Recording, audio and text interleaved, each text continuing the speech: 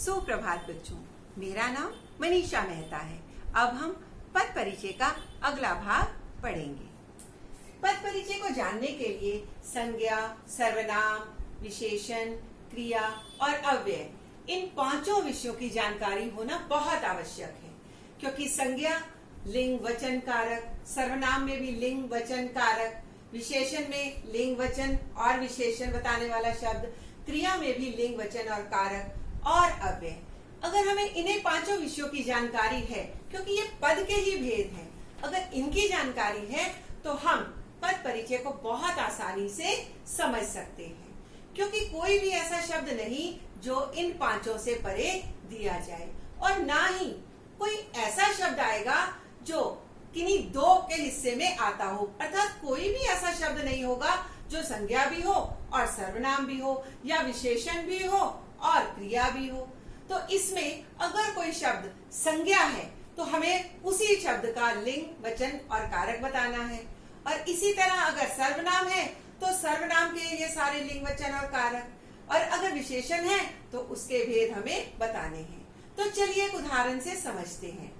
मुकेश ईमानदार व्यक्ति है। अब यहाँ ईमानदार को रेखांकित किया गया है। अब हमें मालूम है कि ये शब्द विशेषण है, और अगर विशेषण है तो उसका लिंग, वचन और ये रिक्त स्थान का विशेषण हमें बताना है।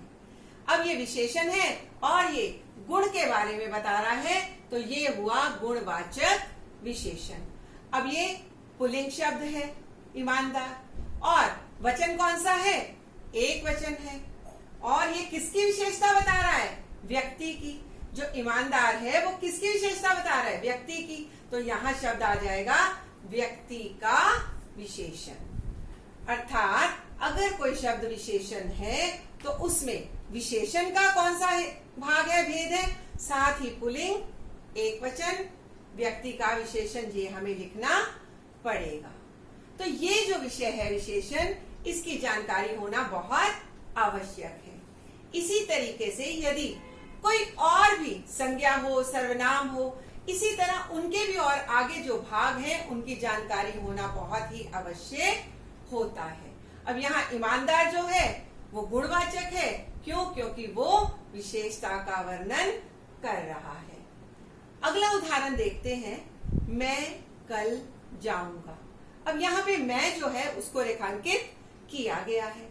अब हम सभी जानते हैं कि जो मैं शब्द है वो सर्वनाम है, और अगर वो सर्वनाम है तो उसके लिए हमें लिंग, वचन, कारक, ये सारी चीजों की जानकारी देनी पड़ेगी।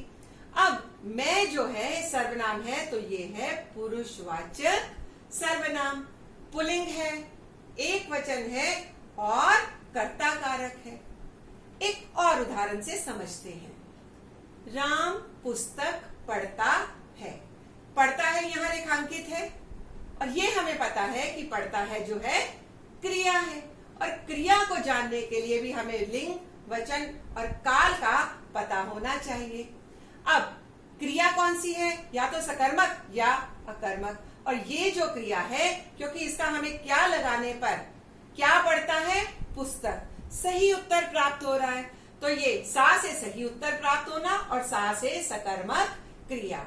पुल्लिंग है, एक वचन है और वर्तमान काल है। पढ़ता है, वर्तमान, अभी भी पढ़ रहा है, तो इसलिए ये वर्तमान काल का वाक्य हुआ।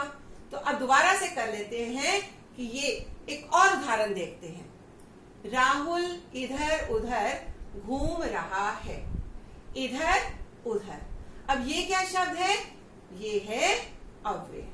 तो अव्यय जो है, अव्यय के अंदर हमें पता है जो भेद है उसके अंदर ये संबंध बोधक अव्यय है।